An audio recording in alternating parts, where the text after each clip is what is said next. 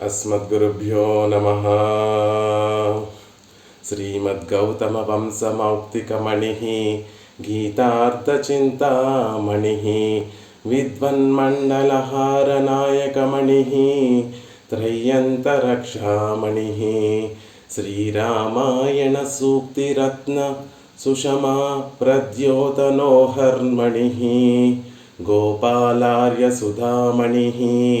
विजयताम् आचार्यचूडामणिः विजयताम् आचार्यचूडामणिः।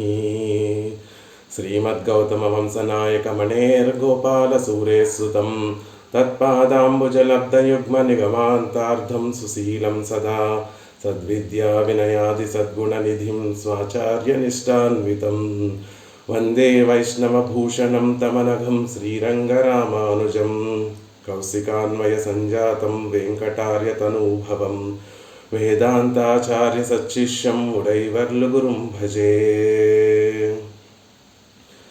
श्रीशैलेश इत्यादि प्रणतोऽस्मि नित्यं श्रीपराशरभट्टार्यः श्रीरङ्गेशपुरोहितः श्रीवत्साङ्कसुतः श्रीमान् श्रेयसे मेस्तु भूयसे। उल्लासपल्लवितपालितसप्तलोकी निर्वाहकोरकितनेमकटाक्षलीलां श्रीरङ्गहर्म्यदलमङ्गलदीपरेखां श्रीरङ्गराजमहिषीं श्रियमाश्रयामः। नमः श्रीरङ्गनायक्यै यद्भ्रूविभ्रमभेदतः ईशेषितव्यवैषम्यनिम्नोन्नतमिदं जगत् श्रीस्तनाभरणं तेजः श्रीरङ्गेशयमाश्रये చింతామణిమివోద్భాంతం ఉత్సంగే అనంతభోగినః। ఈరోజు మనందరినీ కటాక్షించడం కోసం, వారు మనందరికీ మంగళాశాసనాల్ని అనుగ్రహించడం కోసం గోష్ఠిలో వేయించేసినటువంటి శ్రీమతి డాక్టర్ టీకే చూడమణి అమ్మగారి పాదార విందాలలో గోష్ఠి తరపున అనేక దాసోహాలు సమర్పిస్తూ గోష్ఠిలో ఉన్నటువంటి భాగవతోత్తములందరికీ కూడా దాసోహాలు సమర్పిస్తూ, నిజంగా ఈరోజు మనకి ఎంతో సుదినం, ఎంతో అదృష్టమైనటువంటి రోజు. ఎలా అయితే అక్రూరుడు భావించాడు కృష్ణ పరమాత్మని సేవించడానికి వెళుతున్నటువంటి అక్రూరుడు ఎలా అయితే ఈరోజే కదా నా జీవితంలో సూర్యోదయాన్ని చూస్తున్నాను, ఈరోజే కదా సుదినం నా జీవితంలో అని వారు ఎలా అయితే భావించారో, గోష్ఠి వారందరి జీవితాలలో కూడా ఈరోజు ఎంతో గొప్ప రోజు, ఎంతో చక్కటి ఆనందభరితంతో నిండిపోయేటటువంటి రోజు. మన మీద కటాక్షంతో, మన మీద దయతోటి చూడమని అమ్మగారు మనందరికీ కూడా మంగళాశాసనాల్లో అనుగ్రహించడం కోసం, శ్రీగుణరత్న కోశంలో వారి అద్భుతమైనటువంటి వారి వాగ్విలాసాన్ని మనందరికీ కూడా కటాక్షించడం కోసం 61వ శ్లోకాన్ని మనందరి చేత కూడా అనిపించడం కోసం ఈరోజు గోష్ఠిలో వేయించేసి ఉన్నారు. అలాంటి వారి పాదపద్మాలకి అనేక దాసోహాలు సమర్పిస్తూ, వాల్మీకి మహర్షి గురించి, వైభవాన్ని గురించి చెప్తూ, రోజు మనం నిత్యము ధ్యాన శ్లోకంగా వాల్మీకి మహర్షి యొక్క ధ్యాన శ్లోకాన్ని రోజు సేవిస్తూ ఉంటాం. ఏమిటి? కూజంతం రామ రామేతి మధురం మధురాక్షరం ఆరుహ్య కవితా శాఖాం వందే వాల్మీకి కోకిలం.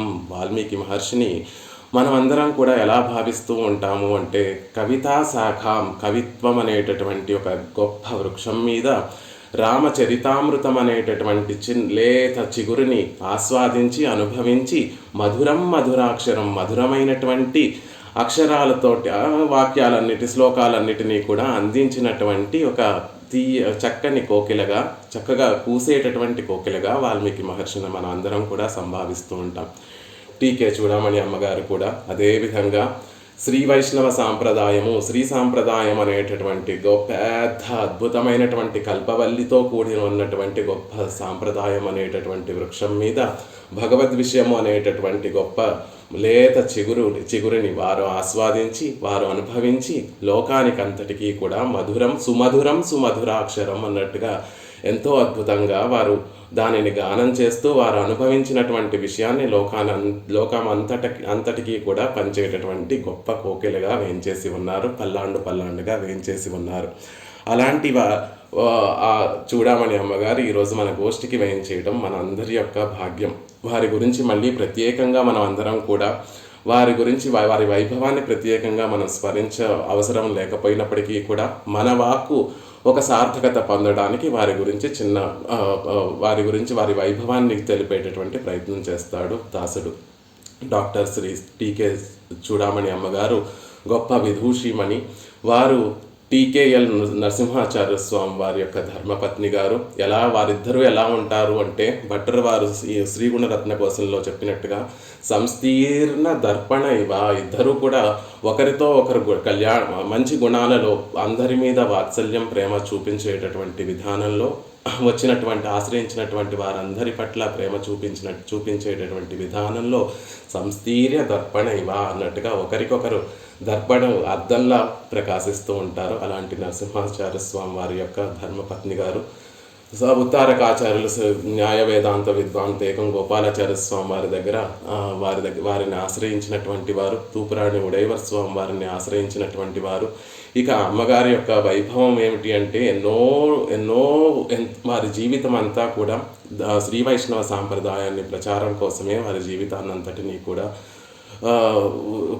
కైంకర్యం రూపంగా జీవితాన్నంతటినీ కూడా సార్థకపరుచుకుంటున్నటువంటి వారు. వారికి ఉన్నటువంటి బిరుదములు అనేక బిరుదములు వారిని వరించి అవి సార్థకతను పొందినటువంటి వైభవం కలిగినటువంటి వారు. ఉపన్యాస కోకిల, మధుర వచస్వి, ప్రవచన శిరోమణి, ప్రవచన చూడామణి, శ్రీకృష్ణ తత్వ ప్రవచన రత్న, సుమధుర ఉపన్యాస సుధీమణి ఇత్యాది బిరుదములన్నీ కూడా వారిని వరించి వారి గొప్ప సార్థకతను పొందాయి. అలాంటి మహనీయులు ఈరోజు మనందరినీ కటాక్షించడం కోసం గోష్ఠికి వేయించేశారు. వారికి అనేక దాసోహాలు సమర్పిస్తున్నాం. ఒక విషయం ఆశ్చర్యంగా ఉంటుంది. మనం వ్యాస భగవానుడు అనుగ్రహించినటువంటి వాన్మయాన్నంతటినీ చూస్తే ఒక విషయం చాలా ఆశ్చర్యంగా ఉంటుంది. దాసుడికి వ్యాస మహర్షే భాగవతాన్ని అనుగ్రహించాడు, వ్యాస మహర్షే భారతాన్ని కూడా అనుగ్రహించాడు. కానీ లోకంలో భాగవతంకి ఉన్నటువంటి మాధుర్యము భారతంకి ఎక్కడా లేదు. దానికి కారణం ఏమిటి అంటే, పెద్దలందరూ కూడా అందంగా దాన్ని నిర్వచిస్తూ ఉంటారు. ఎందుకట భాగవతానికి అంత మాధుర్యం కలిగింది అంటే, నిగమ కల్పతరోద్గళితం ఫలం సుఖముఖాదమృతద్రవ సంయుతం అని చెప్తారు. భాగవతం అనేటటువంటిది వ్యాస మహర్షి రచించినప్పటికీ కూడా సుఖమహర్షి యొక్క వాక్కుని తిరుముఖ మండలం నుంచి ఆయన శ్రీ సూక్తుల నుండి లోకానికి అందింది కాబట్టి ఆ భాగవతం అంత మాధుర్యాన్ని సంతరించుకుంది అంటారు. లోకంలో చూడండి,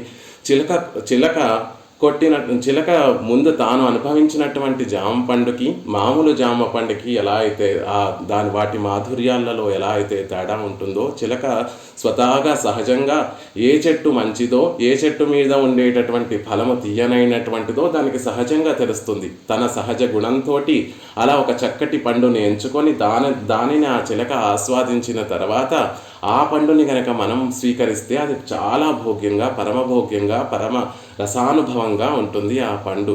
అలాగా ఇక్కడ సుఖమహర్షి తాను అనుభవించి ప్రసాదించినటువంటి భాగవతము అంత మాధుర్యంగా ఉంటుంది అని లోకంలో ఉన్నటువంటి మహనీయులందరూ కూడా భాగవతాన్ని కొనియాడుతూ ఉంటారు. మన అదృష్టం ఏమిటంటే మనం కూడా అలాంటి ఫలాన్నే ఈరోజు ఆస్వాదించబోతున్నాం. అమ్మగారు పోయిన శ్రావణ మాసంలో శ్రీగుణరత్న కోశాన్ని అంతటినీ కూడా వారు అనుభవించి లోకానికి ఆల్రెడీ అందించి ఉన్నారు. అలా సుఖమహర్షి చేత ఆస్వాదింపబడినటువంటి భాగవతం ఎలా అయితే రసమయమైందో, ఇవాళ మన అదృష్టవశాత్తు వారు ఆల్రెడీ అనుభవించి లోకానికి అందించినటువంటి శ్రీగుణరత్న కోశంలో 61వ శ్లోకాన్ని వారి ద్వారా సేవించేటటువంటి ఒక భాగ్యాన్ని పొందినటువంటి వారు. ఏదైనా ఒక ప్రబంధం కానీ స్తోత్రాన్ని కానీ మనం సేవిస్తూ ఉంటే ఫలశ్రుతి ఏమిటండి, ఏమొస్తుంది మనకి ఈ శ్లోకాన్ని, ఈ స్తోత్రాన్ని చదివితే అనేటటువంటి ఆతృత ఉంటుంది. ఇదే ఈరోజు మన గోష్ఠి వారందరం కూడా అనుభవించేటటువంటి ఫలము. శ్రీరంగనాయకి యొక్క మధురై కటాక్షై అని అవి అవ్యాజమైనటువంటి ఆ కటాక్షం మనందరి మీద కూడా ప్రవహించి తల్లి చూడామణి అమ్మగారి ద్వారా వారు ఆల్రెడీ అనుభవించి లోకానికి అందించినటువంటి అత్యంత మధురమైనటువంటి ఆ శ్రీగుణరత్న కోశ అనుభవాన్ని ఈరోజు గోష్ఠి వారందరూ కూడా పొందేటటువంటి భాగ్యవంతులయ్యారు అనేటటువంటి విషయాన్ని గోష్ఠి తరపున వారికి విన్నపం చేస్తున్నాను. ఈ శ్రీగుణరత్న కోశాన్ని అనుసంధానం చేస్తుంటే భట్టర్ వారు ఒక శ్లోకంలో అద్భుతంగా రంగనాయకి యొక్క కటాక్షాలను వర్ణిస్తారు. ఏమని వర్ణిస్తారు అంటే ఆనందాత్మభిర్ ఈ సమజ్జన మదక్షీబాల సైరాగళ ప్రేమార్ధైరపి కూలముద్వహ కృపా సంప్లావితాస్మాదృశై పద్మే తే ప్రతుబిందుబద్ధకలిక బ్రహ్మాది విష్కంబకై ఐశ్వర్యోద్గమగద్గదై అశరణం మాం పాలయాలోకితై అని రంగనాయకి యొక్క కటాక్షాన్ని భట్టర్ వారు వర్ణిస్తారు. ఈ శ్లోకాన్ని అనుసంధానం చేస్తుంటే దాసుడికి చూడామణి అమ్మగారి యొక్క ప్రవచనం కూడా గుర్తొస్తూ ఉంటుంది. ఎందుకు అంటే వారి ప్రవచనం అంతా కూడా, వారు అనుగ్రహించేటటువంటి అనుగ్రహ భాషణం అంతా కూడా ఆనందాత్మభిహి, ఆనంద పారవస్యంతో నిండి ఉంటుంది. ఈ సమజ్జన మదక్షీబాల సైరాగళ ప్రేమార్ధైరపి, వారి ప్రవచనంలో భగవద్విషయానుభూతమైనటువంటి ఆ మాధుర్యంతో నిండి ఉంటుంది. అభిమానం ఉండటము తప్పంటారు, కానీ పెరుమాళ్ల విషయంలో అభిమానం ఉండటము, భాగవతోత్తముల పట్ల అభిమానం ఉండటము మంచిదే అని మన సాంప్రదాయంలో తెలియచేస్తూ ఉంటారు. అమ్మగారు అనుగ్రహించేటటువంటి శ్రీ సూక్తులన్నీ కూడా కొంచెం అభిమానంతో ఉంటాయండి. ఏమిటి అభిమానం అంటే భగవద్ విషయాభిమానంతోనూ భాగవత విషయాభిమానంతోనూ నిండి ఉంటాయి అని గుర్తొస్తూ ఉంటుంది. ఆగళ ప్రేమార్ధై, కంఠం వరకు ప్రేమతో నిండినటువంటి రంగనాయకి యొక్క కటాక్షములు. అమ్మగారి యొక్క ఒక్కొక్క మాట కూడా అంతే ఆదరంతో, అంతే ప్రేమతోటి అందరినీ కూడా ఆ పలకరించేటటువంటి వారి శ్రీ సూక్తులు, వారి వాక్కులు ఆగళ ప్రేమార్ధై, కంఠం వరకు ప్రేమతో నిండినటువంటి శ్రీ సూక్తులు. కూలముద్వహ కృపా సంప్లావితాస్మాదృశై, అలాంటి అజ్ఞానులకి, మా గోష్ఠిలో ఉన్నటువంటి అగ్నులకందరికీ కూడా కృపని కటాక్షించేటటువంటి కూలముద్వహ కృప, కట్టలు తెంచి ప్రవహించేటటువంటి విధంగా ఉంటాయి వారి శ్రీ సూక్తులు. ప్రతిబిందుబద్ధ కలిక బ్రహ్మాది విష్కంబకై, శ్రీ సంపదం వైష్ణవ సాంప్రదాయంలో ఉన్నటువంటి మహనీయులందరూ కూడా చూడామణి అమ్మగారు మా గోష్ఠికి వేయించేసి మా దాంట్లో అనుగ్రహ భాషణం చేయాలి, మా సభకి వేయించేసి వారు అనుగ్రహ భాషణం చేయాలి అని ప్రముఖులందరూ కూడా వారిలో వారు స్పర్ధించుకుంటూ ఉంటారట. ఐశ్వర్యోద్గమ గద్గదై, భగవద్విషానుభవం అనేటటువంటి ఐశ్వర్యంతో నిండినటువంటివి. ఇక అశరణం మాం పాలయాలోకితై, మాలాంటి అశరణ్యులందరికీ కూడా తరింపచేసేటటువంటివి ఆ శ్రీ సూక్తులు. అలాంటి శ్రీ సూక్తులు కలిగినటువంటి చూడామణి అమ్మగారిని ఈరోజు గోష్ఠిని కటాక్షించి 61వ శ్లోకాన్ని మాకందరికీ కూడా అనుగ్రహించాలని గోష్ఠి తరఫున అనేక దాసోహాలు వారి పాదపద్మములకి అనేక దాసోహాలు సమర్పిస్తూ వారిని సవినయంగా ప్రార్థిస్తున్నాను.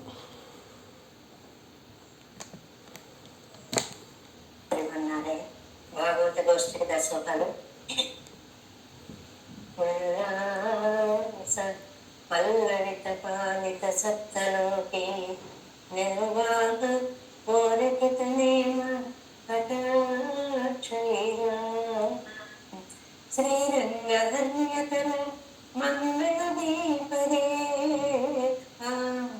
శ్రీరంగరాజమహిషీ శ్రేయమా శ్రేయామ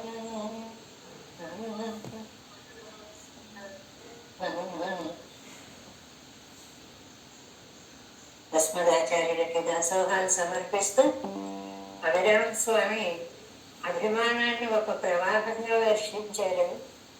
ఎంత అభిమానము! ఆ మాటల్లో ఉన్న విషయం కంటే కూడా అభిమానమే ఎక్కువ పొంగిపోయేది. దానికి మా ఆచార్య సంబంధమే కారణం. గోపాలాచార్య స్వామి వారి మునిమనవడు కావడం, గోపాలాచార్య స్వామి వారి శిష్యురాల్ని కావడం, ఈ సంబంధమే ఎంత అభిమానం ఏర్పడడానికి మూల కారణం అయింది తప్ప అక్కడ ఉన్నటువంటి విశేషం అంతకంటే ఏమీ లేదు. నిజంగా ఎంత అదృష్టమో, ఎలా నేర్చుకున్నాడో, ఎంత ఎదిగిపోయాడో అనిపించింది. అంత ఆనందం కలిగిందంటే నిజంగా చెప్తున్నాను. ఎందుకంటే ఎంత చక్కటి వాక్ ప్రవాహం వచ్చిందో, అనంతరంగా మాట్లాడేటువంటి ఒక అద్భుతమైనటువంటి ఒక ప్రవాహ రీతిలో సాగేటువంటి గణం వాళ్ళు మనం వింటున్నాము. అది పరిపూర్ణంగా ఆచార్యులు తండ్రి గారి యొక్క కటాక్షంలో కలిగినటువంటిది. ఇలా పల్లాండుగా లోకానికి ఎన్నో విషయాలను చక్కగా తెలియచేస్తూ వారి పేరుని ఇంకా ఇంకా ఇంకా అలాగా గుడి ప్రకాశయ్య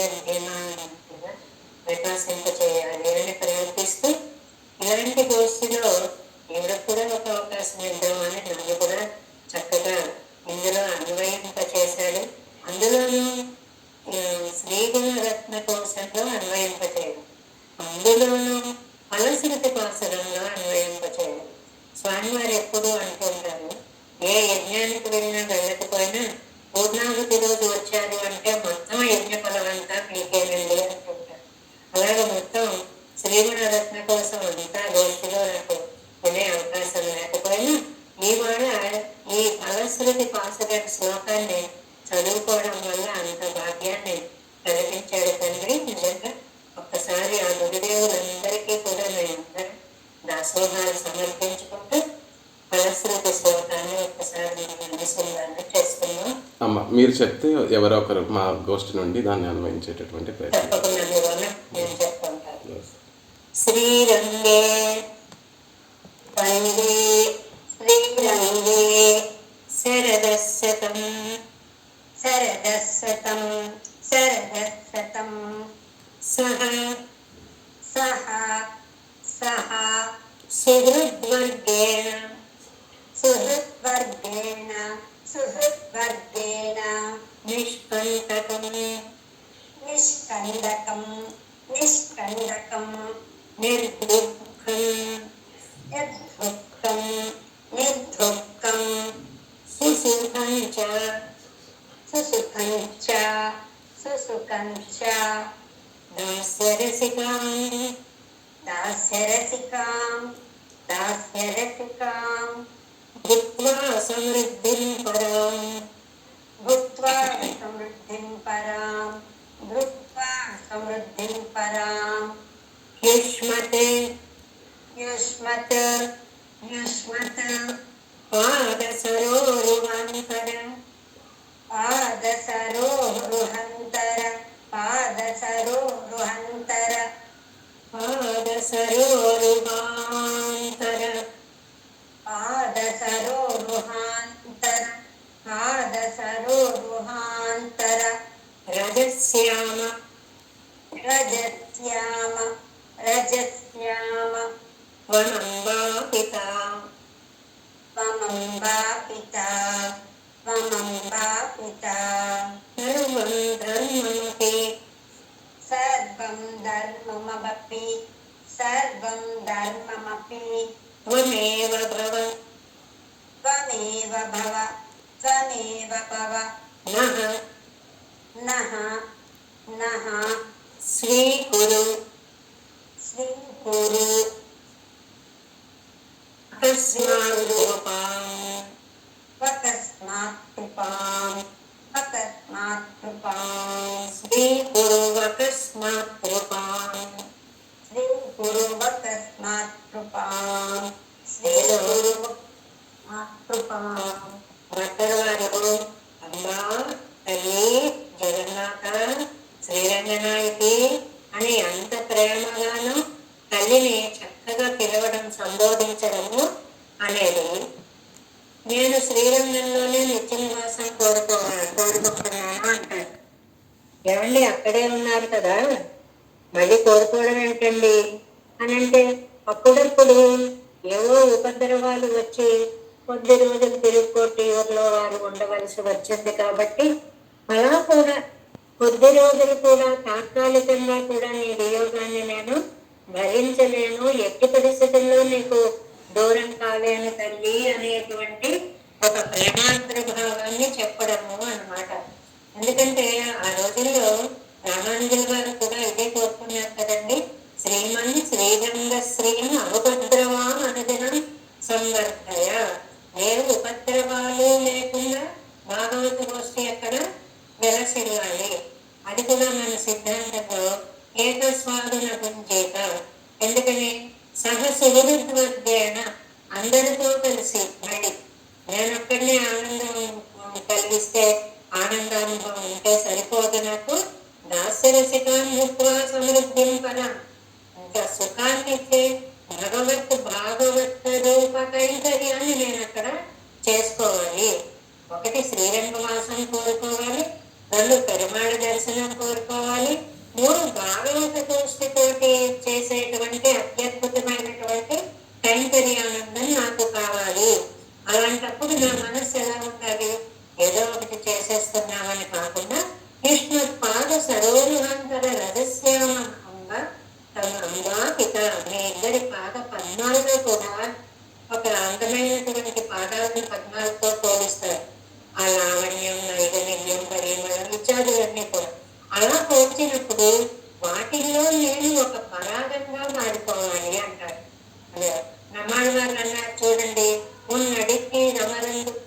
లేనే అని.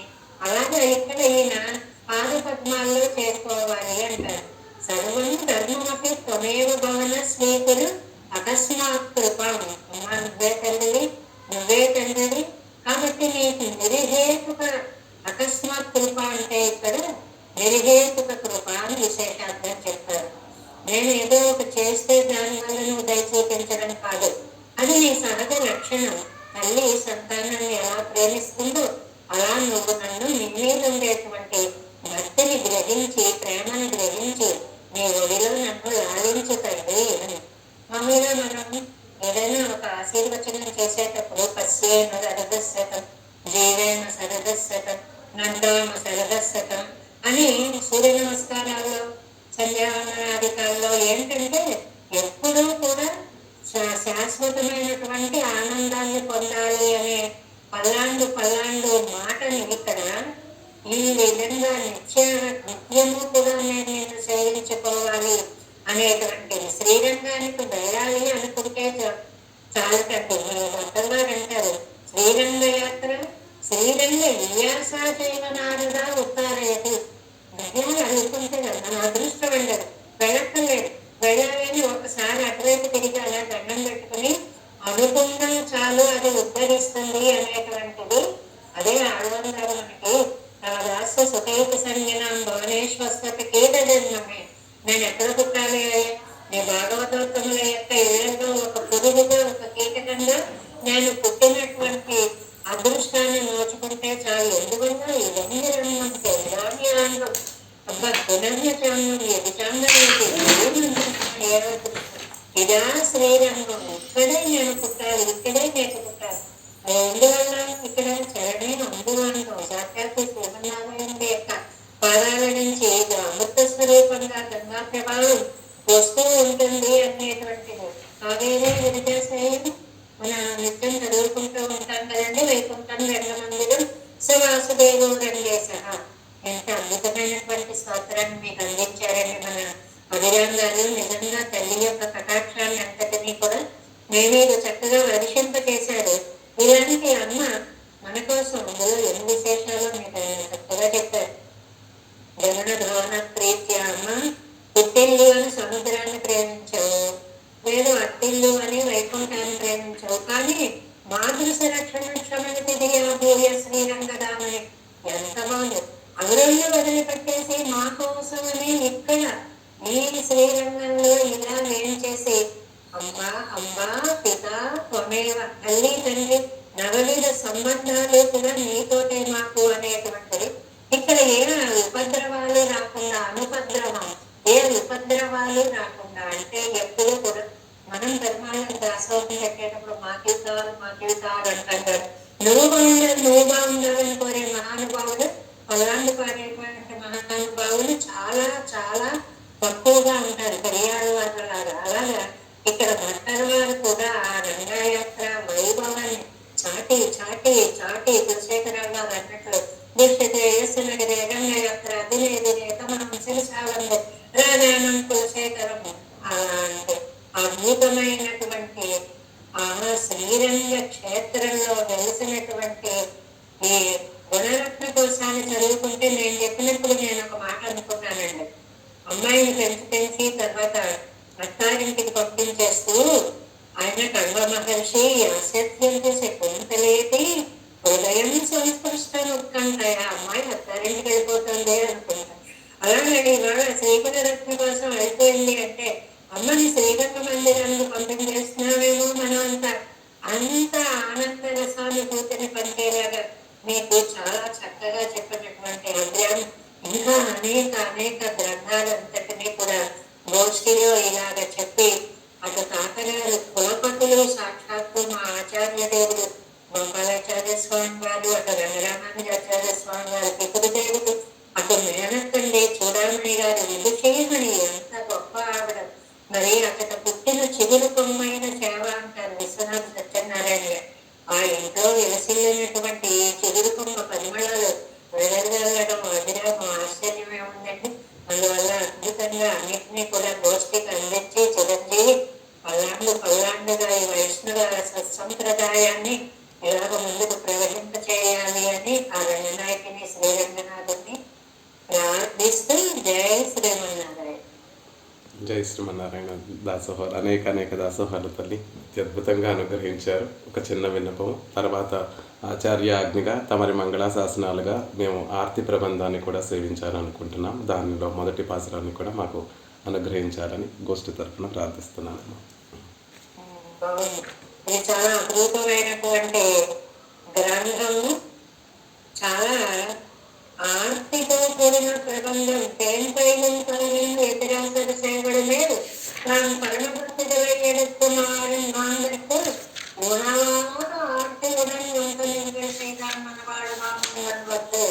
అది ఎంత బాగా చెప్తారు అంటే యతీంద్ర ప్రవణుడు మనవాడు మహామునుడు.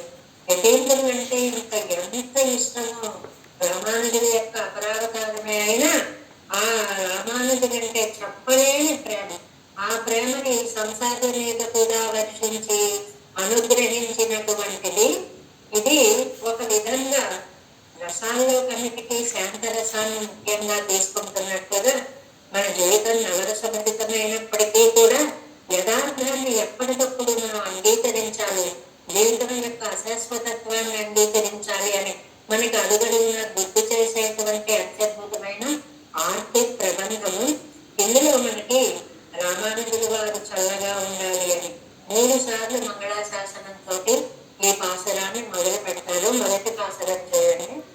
వాది ఎతిరాసన్ వాది ఎతిరాసన్ వాది ఎతిరాసన్ వనవాస్తువా 3 సార్లు ఉంది. వాది ఎతిరాసన్ వాది ఎతిరాసన్ సార్వభౌములు అయినటువంటి ఎతిరాజులు చక్కగా వర్ధిల్లాలి. వాడి వారు వాడి వాస్తువ కాళినైనే వాస్తువారు ఎన్నోరు పలే. నేను నమస్కరించిన వాళ్ళు ఎవరు? వాళ్ళు వాళ్ళకి నిత్యశాలను కూడా కావాలని నమస్కరిస్తారంట. అంటే లోకంలో వాళ్ళు ప్రేమించడమే మొదలు. భగవతి రామానందుల శిష్యుల్ని అందరూ కూడా అలా తల మీద పెట్టుకుంటారు అని. అంత అత్యద్భుతమైనటువంటి ఆ ఆర్తి ప్రబంధాన్ని మీకు ఆయన ప్రారంభించాలి అనుకోవడము చాలా ఆనందవహమైనటువంటిది. ఇది పూర్తిగా ఆచార్య కటాక్షమే. ఎందువల్లంటే ఇది సెలెక్ట్ చేసుకోవడమే ఆచార్య కటాక్షం.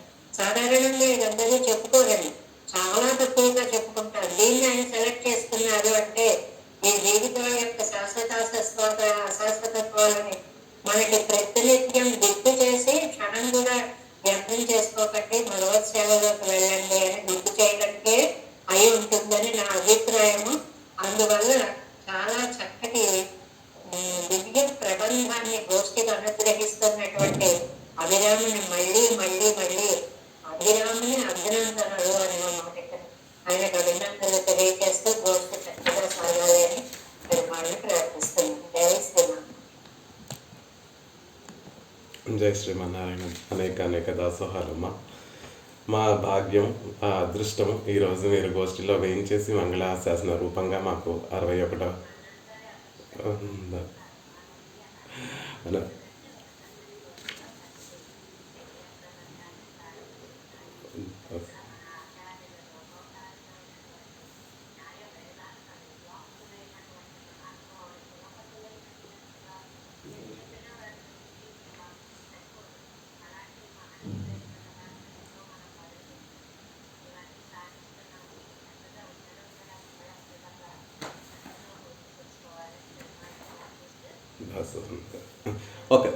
ఒక చిన్న కృతజ్ఞత ఆవిష్కరణ చేస్తాం తల్లి గోష్ఠి తరఫున.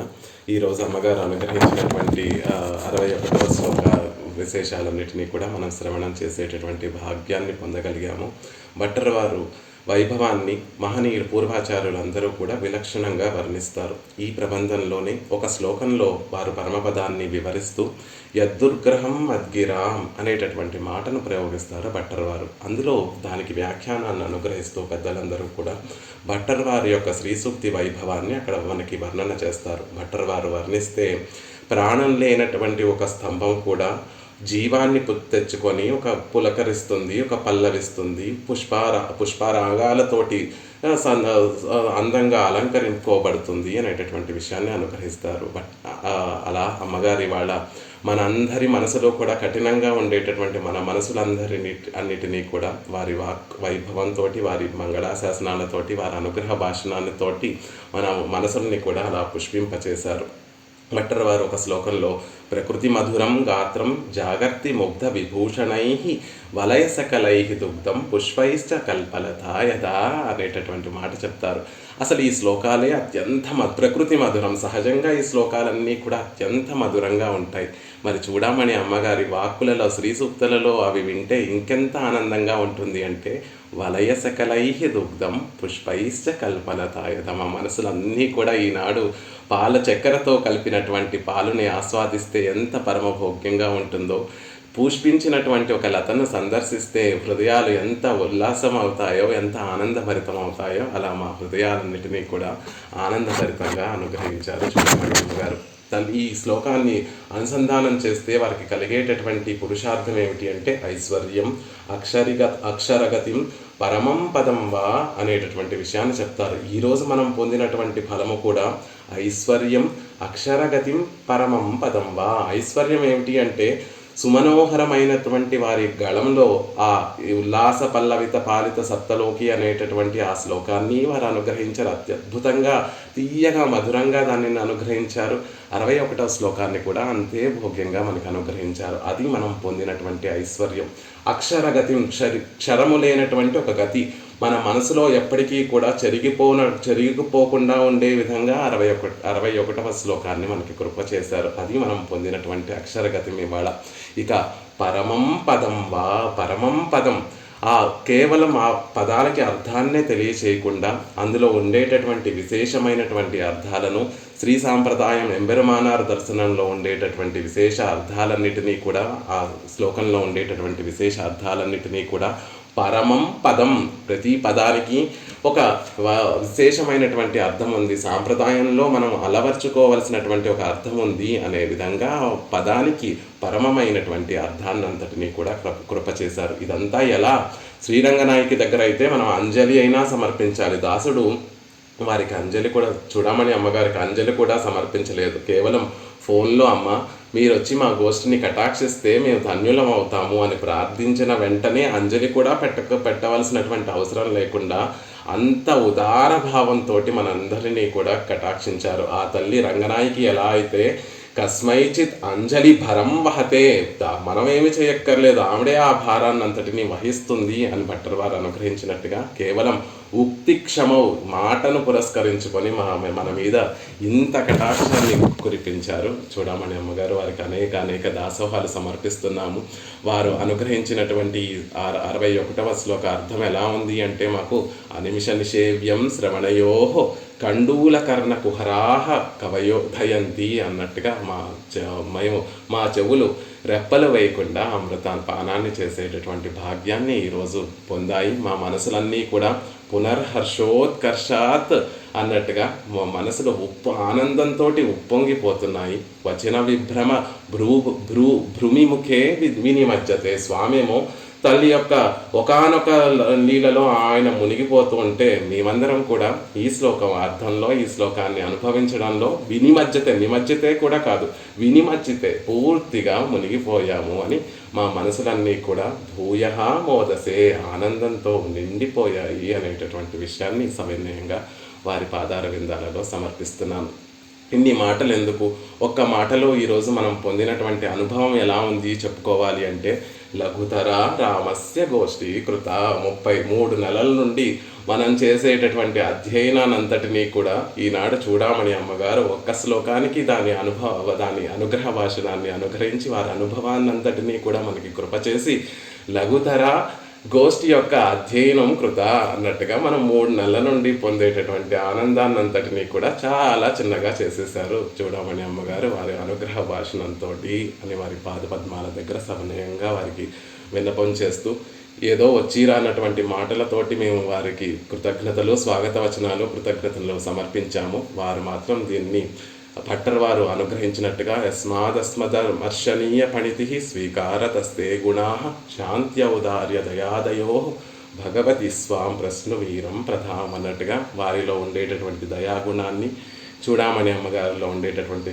శాంతి గుణాన్ని గోష్ఠి వారందరికీ కూడా మళ్ళీ ప్రకటింప చేయడం కోసమే దాసుడు వచ్చి రానటువంటి మాటలతోటి ఏవో కఠిన కావాచహ అన్నట్టుగా ఏవో రానటువంటి తప్పులతోటి ఎన్నో తప్పులతో మాట్లాడి ఉంటాడు. వాటినన్నిటినీ కూడా దయతోటి క్షమించి మమ్మల్ని అందరినీ కూడా కృతార్థులను చేయాలి. ఎప్పుడూ వారి కటాక్షము మంగళాశాసనములు గోష్ఠి వారందరి మీద కూడా ఎప్పుడూ ప్రవహించాలని మనసారా వారి పాదార విందాలలో అనేక దాసోహాలు సమర్పిస్తూ వారికి పాపం మళ్ళీ 8:30కి గోష్ఠి, 8:45కి గోష్ఠి అన్వయించాలి. ఈ ప్రార్థనని మంచి గోష్ఠి వారి తరపున ప్రార్థనను మన్నించి అవకాశం కల్పించుకొని మా మీద కృపావర్షాన్ని కురిపించినందుకు అనేక దాసోహాలు తల్లి.